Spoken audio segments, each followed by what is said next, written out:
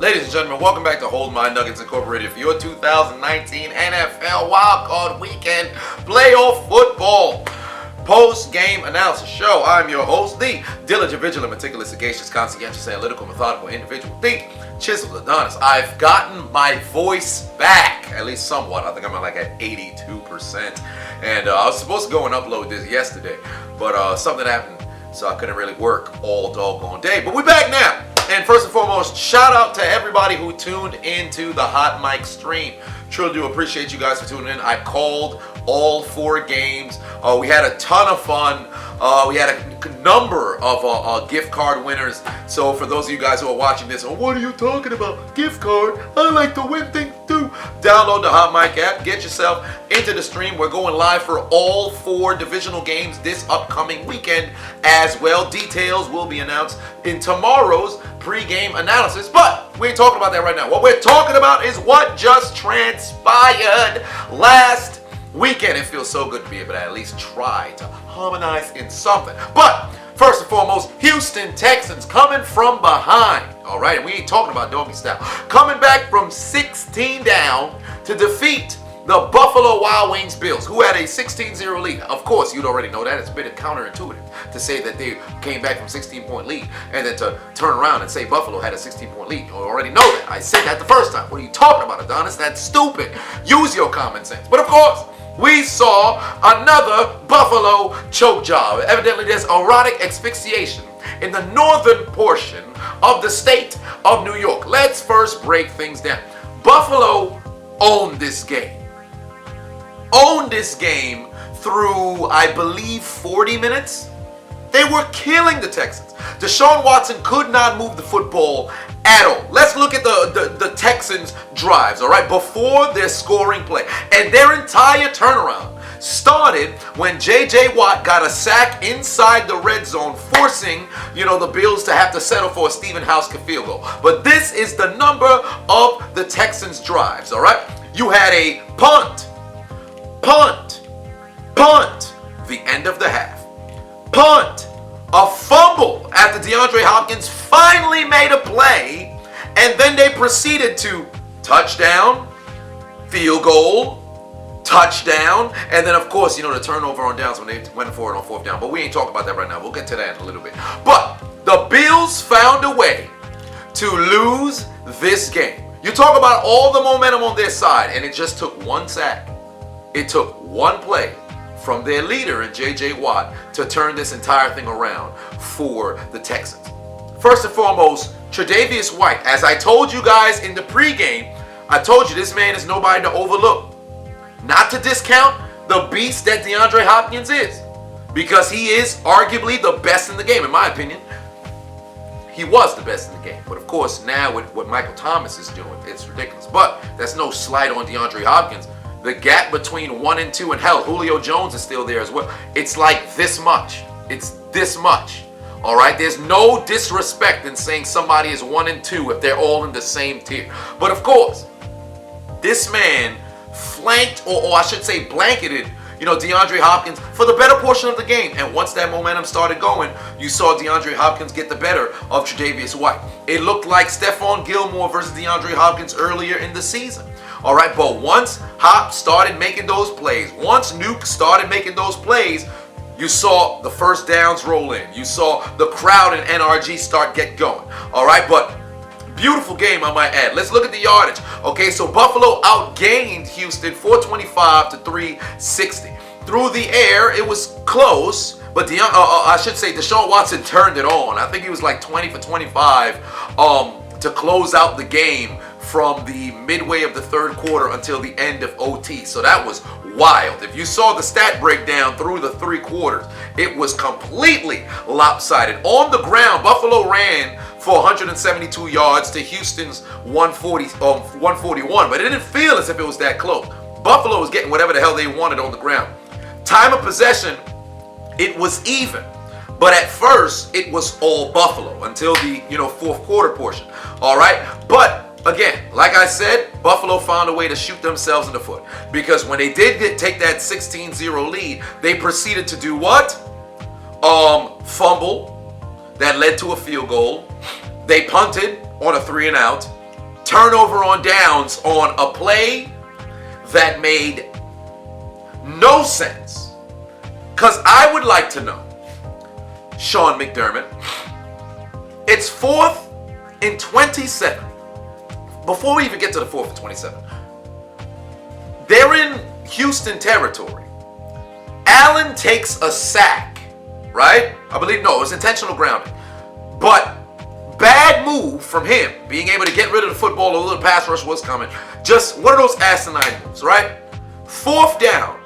If you punt the football and pin Houston inside, their own, you'd pin them inside their own 5 or something like that. You now force them to have to go length of the field. And at this point, I believe that Buffalo was down. Yeah, Houston had just taken the lead. So Buffalo was down. Why would you go for it on 4th and forever? That's stupid.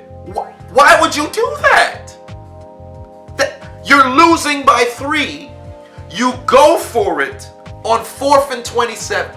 This is some of the things that make me question why there are certain head coaches in the NFL. Sean McDermott he's a very good head coach. But what was the thought process here, right? You're losing by 3, I might add. Then Bill O'Brien on the ensuing drive for the Houston Texans, they are now in Buffalo territory following the sack on 4th and 27. And the sack was a loss of 19 yards that now put them at the 39-yard line. Houston picks up, 8 to the point where, I think it was 9 to where it was 4th and 1. And they're at the 30. That would set up Fairbairn with probably about a 48, 47-yard field goal. If he hits that, Houston's now up 6 and forces Buffalo to get a touchdown. The smart decision would say, settle for that field goal, try to add an extra 3 points, you're up by 6, and now Buffalo, which has been struggling for the most part of the 4th quarter, or I should say all of the 4th quarter and the tail end of the 3rd, now have to go to length of the field with all of the momentum on the side of Houston with a crowd going crazy. Bill O'Brien says, no, I want to pick up 1 first down and put the game to rest. They fail to do so. Buffalo moves down the field. They kick an extra, Stephen Hauska adds a 40-yard field goal. I think it was a 47-yard field goal. Forces overtime. They go to overtime. Houston, 3 and out. Buffalo, 9 plays, and they fail to put points on the board. They don't even get out of their side of the field. Then Houston goes down the field and they end up kicking the field goal. But I'll say this much. Buffalo choked their way out of it. There's a whole lot of erotic asphyxiation. Put this game in the 50 Shades of Grey sequel. Although there's not going to be a part 4, this game should serve as the part 4. You ought to be ashamed of yourself. Bills Mafia need to be jumping off of all the tables. Call the Dudleys. They're going to have a whole lot of work for what just transpired for the Buffalo Bills. You've got to be kidding me. You up 16 points and you choke like that? You lose like that? Frank Reich should be ashamed that he ever donned the Buffalo Bill uniform after they blew a lead like that. Although, Frank Reich came from behind against the Houston Oilers. He didn't have the lead and squandered it. But of course, things don't have to make sense with jokes. Shame on you, Buffalo. Not only did you have to board that L train, you got written down the death note. Next, the game where majority of America was overjoyed with glee as we saw the New England Patriots lose in the wild card against the Tennessee Titans. First and foremost, kudos to Mike Vrabel being able to be the pupil who usurps the master. I can't really say usurp. I should just say he won a battle against the master. Nobody's going to usurp Belichick. I don't think so. But for Brady, if this is his last game in the NFL, hell of a career, greatest of all time, most accomplished of all times. I don't think he's the best quarterback to ever play, at least talent-wise from the position, but he is the most accomplished football player to have ever played. Sorry, Jerry Rice, you know how I feel about you, but Brady holds that position. This game needs to be encapsulated in 2 words: dreadlock powers. Because Derrick Henry rubbed his nutsack all over Foxborough. I know people from Boston right now who called me and I couldn't understand what they were saying on the phone because I could hear them coughing up the pubic hairs of Derrick Henry. This man murdered them for over 200 plus yards, but he only had 182 on the ground. He also had a 22-yard catch that should have been called a touchdown, but he scored anyway on the next play.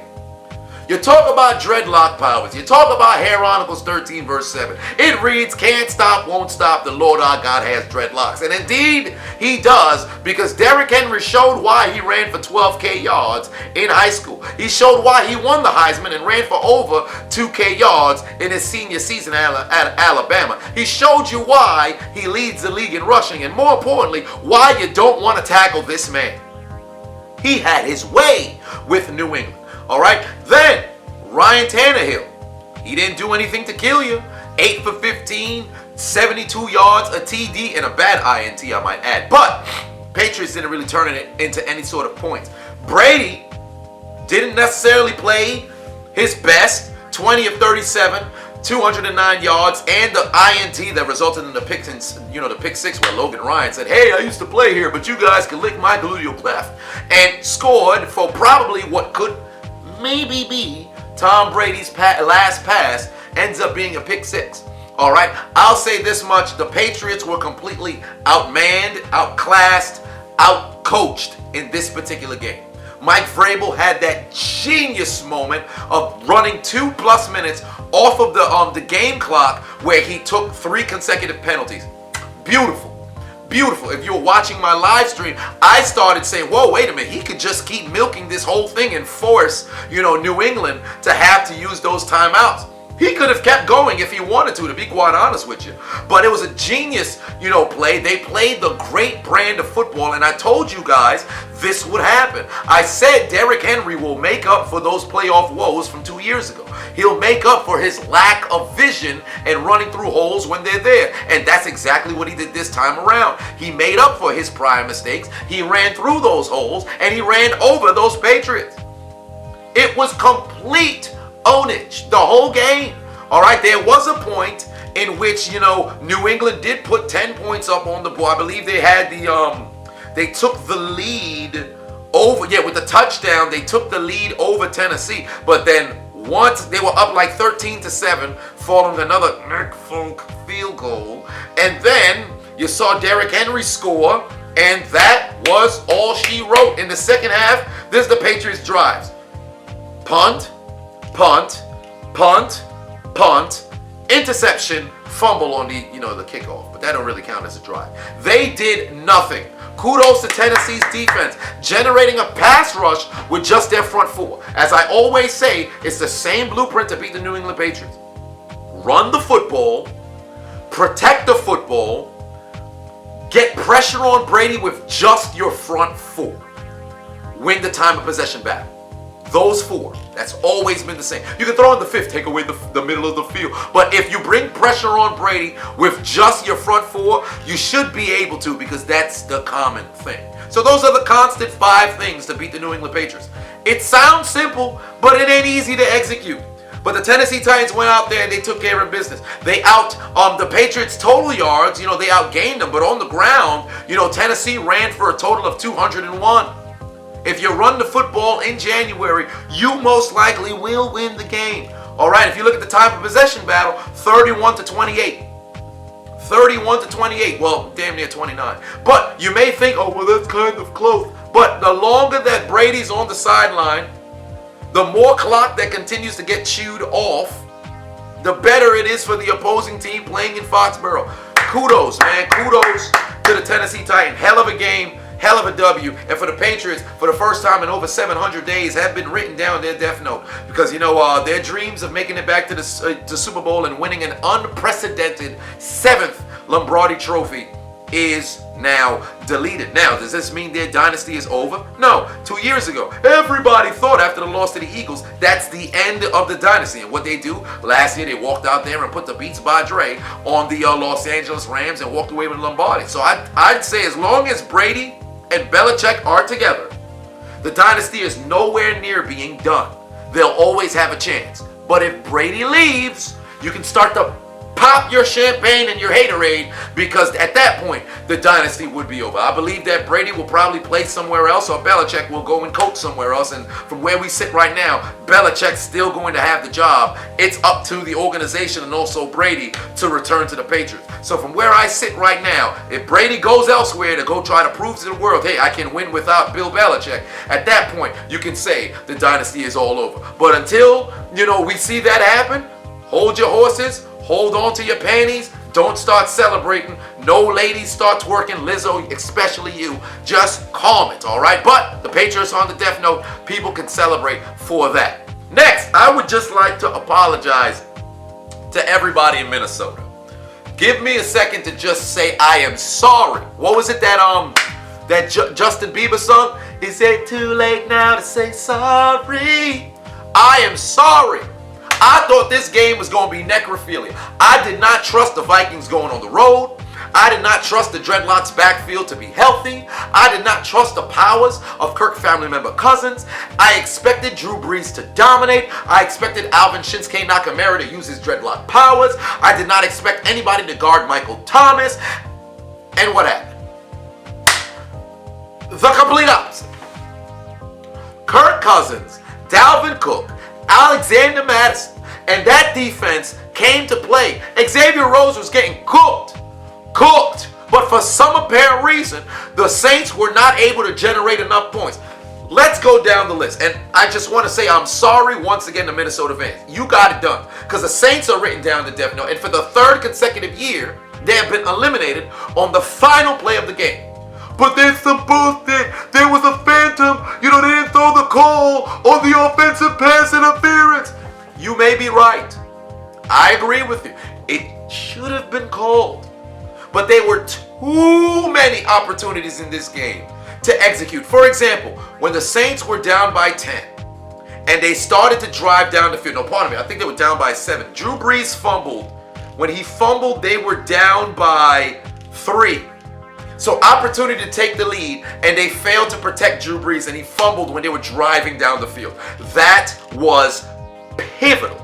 All right? But let's just look at the Saints' opening drives, okay? So you started out the game with a field goal, positive. Then, punt, 3 and out. Punt, 4 and out. You scored. You had a 7-point lead. After that, interception, missed field goal, punt. 5 consecutive drives of nothing. You're going against a Vikings team that struggles on the road, and you failed to put points on the board and, force your way into the end zone. Taysom Hill was the only bright spot for the Saints today. Well, I should say on that day, because we are much later. I don't know why I'd say today. All right? You look at the Saints, statistics. Drew Brees, 26 of 33, 208 yards in a playoff game? You would assume the run game would be on fire if Drew Brees only throws for 208. But oh no! Taysom Hill was the leading rusher with 50 yards on the ground on 4 carries. What did Alvin Shinsuke Nakamura do? Carried the football 7 times for 21 yards. Latavius Murray 5 times for 21 yards. What was the game plan here? We're going to beat you through the air with Brees? If you're going to beat him through the air with Brees, Michael Thomas should have over 100, right? No, 7 catches for 70 yards. And it wasn't like, oh, this is 70 yards that you really feel. No, not at all. There were multiple times throughout the game. You're sitting there like, yo, I thought they said you can't guard Mike. I thought he said you can't guard Mike. Well, they guarded Mike. He not doing nothing. On a day where Stephon Diggs only had, 2 catches for 14 yards? I think it was 2 catches for 14 yards. Yeah, he did nothing. 2 catches, 19 yards. But Adam Thielen, who was struggling all beginning of the game, started rubbing his nutsack and saying, that's how the white man catch the football. You better remember Don Hudson. You better remember Lance Allworth. You better remember Steve Largent. Remember all the past white people who've been here before. I will make sure they're not forgotten. And there was nothing the Negro secondary of the New Orleans Saints could do about it. This man murdered them. And Michael Thomas on the opposite sideline had an opportunity to put on for his race. And what happened? Nothing. Why am I making this about race relations? Whatever the case may be, The wide receiver battle was won by Adam Thielen. What the hell was Michael Thomas doing? What the hell was Alvin Shinsuke Nakamura doing? What was Drew Brees doing? They did not come to play. And let me just mention this about the dreadlock powers that's in the backfield for the Minnesota Vikings. Dalvin Cook, 28 carries, 94 yards, two TDs. I'll put up 4 and then 3. Evidently, I have dyslexia of the eyes. But there was a touchdown that shouldn't have been called a touchdown. Demario Davis made the stop on, Dalvin Cook at the goal line. Shouldn't have been called a touchdown. Some people say, yeah, I think he got in. Most people say, I don't think he got in. It should have been 3rd and goal. Here's where the issue was. A lot of people would say, well, you called the touchdown. It's going to get reviewed anyway. So no harm, no foul. Here's the problem. If you don't have conclusive evidence that he did not cross, or there's people and bodies that's blocking, you can't overturn it. So let's just say they did not call it a touchdown and Minnesota challenged, Minnesota would have lost. So pretty much whatever call was initially on the field, it was fixing to stand regardless of whether there was a review or not. And once they called touchdown, which was called late, I might add, I already knew the fix was in. Not to say that, the Saints got screwed by the refs. I'm just saying the fix was in, that it was fixing to still be a touchdown. All right? Not to say the Saints got cheated, because I do not believe they got cheated. Questionable calls, absolutely. Now, the people talking about, well, there was a fumble by Dalvin Cook that got returned for the touchdown. His knee was clearly down. I saw some asinine comments talking about this man wasn't down. All right? Go and get your eyes checked. It's the beginning of 2020. Evidently, your eyes ain't 2020. Then they said, the Cameron Jordan recovery for the fumble was a touch. It was a clear false start. Why do you think they stopped they blew the flags? You saw that they blew the flags. They threw the flags, you heard the whistle. Get your head out your buttocks, all right? Stop sticking your head and glue to your clefts. Why are you performing analingus? Pay attention to what's happening during the game. The Saints found every way to go out there and lose this game. They were able to force overtime. I'll give it to them. They were able to force overtime. They kicked that field goal, but once it went to OT and I saw it was a Kirk family member and the Vikings who won the toss, I said, all right, it's up to the Saints defense to make a stop. And what happens? What happens? 2nd and 10, you had a 43-yard pass on 1st and 10 to Adam Thielen, rubbing his nutsack on that defense. And where are New Orleans going? In that death note, they're going home. The window might just have been closed, ladies and gentlemen. The window might just be closed. This could possibly be the last chance for Drew Brees. Drew Brees will end up being remembered like he'll be remembered as a Kurt Warner whose career was not marred by injury. That's literally what it is. Drew Brees will be Kurt Warner whose career was not marred by injury. That's what it's going to be. Statistical beast. And Kurt Warner was not really, a statistical beast like that. I mean, for all intents and purposes, Kurt Warner really only had 5 good seasons in the NFL. But we ain't talking about that right now. That's for a Hall of Famer versus Hall of Famer sort of video. But, Drew Brees, he's going to be one of them quarterbacks who's at the top of damn near every list but gets overlooked. I can guarantee you that much. Aaron Rodgers has an opportunity to separate himself from Drew Brees and say, hey, take me seriously now. Because for the people who don't think he's as good as he actually is. But good victory for the Minnesota Vikings. And last but not least, the game that I thought was going to be a shootout, but turned out not to be that. Because, of course, we got robbed of an opportunity to see Carson Wentz in his first playoff game show up and play. Because the man got hit with an attack, I should say, from Jadeveon Clowney. And to be quite honest with you, when I first saw it, I said, I don't think it's too dirty. Watching it back, not necessarily in slow motion. Because if you're watching in slow motion, you're doing yourself a disservice. That'll change somebody's opinion on anything. Watch it in real time a couple of times and you'll say, you know what? Jadeveon didn't have to do that, dog. He didn't have to do that. There was really no reason to do that. Carson was literally going down. You ain't have to. So that was the kind of hit that belongs in the laundromat. And I ain't talking about going to the laundromat just to use the free Wi-Fi or the television. I'm talking about that hit needed a wash because it was quite dirty. Quite dirty. And we got robbed of an opportunity to see Carson Wentz. And we ended up seeing Josh McCown, who's making his very first playoff start at age 40. But I did get the prediction right. I did say that Russell Wilson was going to get the job done. Now, I did not foresee, it being DK Metcalf, who would be the one rubbing his nutsack all over, the Philadelphia Eagles. I thought that was going to be perhaps, Tyler Lockett. But Russell Wilson went out there and did his thing like I assumed that he would. All right, 18 of 30, 325 yards and a TD on the ground. Wilson was also their leading rusher. Marshawn Lynch only had 6 carries for 7 yards and that 1 TD. And you're hearing now that Pete Carroll is saying that they plan to increase the workload of Marshawn Lynch in the next game. Travis Homer only had 12 carries on 11 yards, or I should say 11 carries for 12 yards. So that's more than enough to say, yo, I don't think this kid is ready. Let's get Marshawn more carries and get the ball in his hand more. And I believe he'll be able to galvanize that team offensively to get going. Russell Wilson may be the undisputed leader, and the heart of that team, but there is no doubt in my mind, you give Beast Mode the football enough times, he gonna keep pounding away at that rock. You're gonna see defenses do what New England did when they saw, Derrick Henry coming. Marshawn Lynch may be a little bit older. His body may not be at the same prime, situation as it was before. But the mentality for Marshawn Lynch is the same. You run somebody over enough times, they ain't gonna want to hit you no more. And he gonna lower that shoulder. What else he got to lose? He knows for a fact, hey man, this season done, I ain't coming back.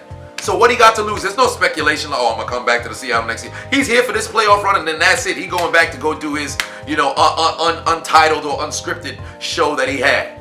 All right. So next week, Green Bay, get ready.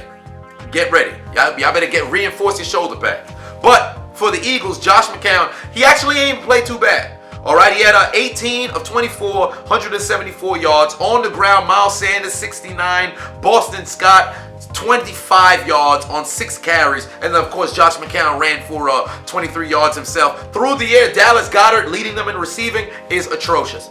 7 catches, 73 yards. Zach Ertz only had 2 catches for 44 yards. Yes, you don't got Carson, who's pretty much his best friend on the field out there, but you've got to figure out ways to get open. Top of the second half and the beginning of the third quarter, he had a big time catch, and then outside of that, the man was virtually not even existent. All right, Greg Ward, 3 catches, 24 yards. It wasn't as if his team was out there to really make McCown comfortable. On the last drives, I might add the last 2 drives, I felt as if McCown played well, but the turnover on downs the first time around was extremely tough because Miles Sanders should have caught that pass. The ball was right there. Don't tell me it was low. Don't tell me it was early. Miles Sanders should have caught that pass. He let that entire team, entire organization down with that particular drop, but they had another chance. They went back down the field after forcing Seattle to punt. That defense, say what you want about the Eagles all year, but when you needed them in the crunch times, whether it was against, New England, whether it was against, Dallas, or Seattle, both times, they came to play. They literally came to play. And what happened? Philly goes down the field. You get that 39-yard penalty on a call that I understand. I'm not saying it wasn't a pass interference on Trey Flowers. It definitely was. I don't know what the hell Trey Flowers was doing, but you can't attribute, marching down the field to Josh McCown. That's just more on Trey Flowers being stupid. But you get yourself 3rd and 13 situation. Miles Sanders brings it 6 yards closer. Now it's 4th and 7, and McCown sees the hole. He tries to see if he can get there, but he's 40. He's not 25, and he gets taken down. Then your defense just needs one more stop. But the last 2 drives, the stops that they made, that was pretty much their chance. And DK Metcalf went down the field on, I think it was Jalen Mills and also, I think, Epps as well. So hell of a victory for the Seattle Seahawks. For the Eagles, those people calling Carson soft, stop it. Look at the list of injuries this man played through. You can't go out there and chastise him. It was a bad hit to the back of the head. Majority of quarterbacks, they get hit like that, they might not come back. Hell, majority of players get hit like that, they might not just come back. Don't question the man's toughness. Just wish him luck the next year when he comes back. And hopefully they'll be able to go. I know a lot of people are looking up at Nick Foles posters, wishing, oh man, if he was our backup, we still would have been, good, and we would have went to the Super Bowl. Listen, tough break, season done, nothing to be ashamed about. You guys played with practice squad offensive players. The entire receiving core got hurt. Your top 3 receivers, gone. All right? Get your head out your gluteal cleft, look back, reflect, see what the hell you could have been, and move on to next year. But that has been your 2019 NFL playoff wildcard weekend post-game analysis show. I have been your host. It's about to cut off and come right back. The diligent, vigilant, meticulous, sagacious, conscientious, analytical, methodical individual. The Chiseled Adonis. And we will be right back here again tomorrow for our pre-game analysis show. Now, as for the college football commentaries, I know you guys have been wondering about those. I am recording 3 per day, but not necessarily. I think I have 8. Yeah, I think I have 7 left. The Peach Bowl, Cotton Bowl, all those. You see it in the tweet. But I'm gonna record 3 today, 3 tomorrow, the final 2 on Saturday, and I'll have them released to where the national championship commentary will be released on Tuesday. So most likely I'll have the 2 college football playoff games. I'll release those both on Monday, along with, you know, the playoff game commentaries as well. It's about to be a lot. I don't even know if my voice is still going to be here for 3 consecutive streams, because I will be going live for all 4 divisional games and the national championship as well. So pray for my voice. I'm going to have to go get a whole new larynx. Matter of fact, from the neck up, it might be somebody else. Who knows? The next video, it could just be a white man I'm using as a replacement to save and conserve my voice. Whatever the case may be, this has been your 2019 NFL Playoff Wildcard Weekend post-game analysis, post-game reaction show. I'm the host. I already, did the outro, but why not say it again? Because it rolls off the tongue extremely well. The diligent, vigilant, meticulous, sagacious, conscientious, analytical, methodical individual. The Chiseled Adonis. You guys have yourself a magnificent, Thursday evening, and stay tuned. We've got a ton of content to be absorbed in the next 5 days. No Booker T. I'm not going to say 5 times. No, I'm lying. I'm going to say 5 times, 5 times, 5 times, 5 times, 5 times, 5 times.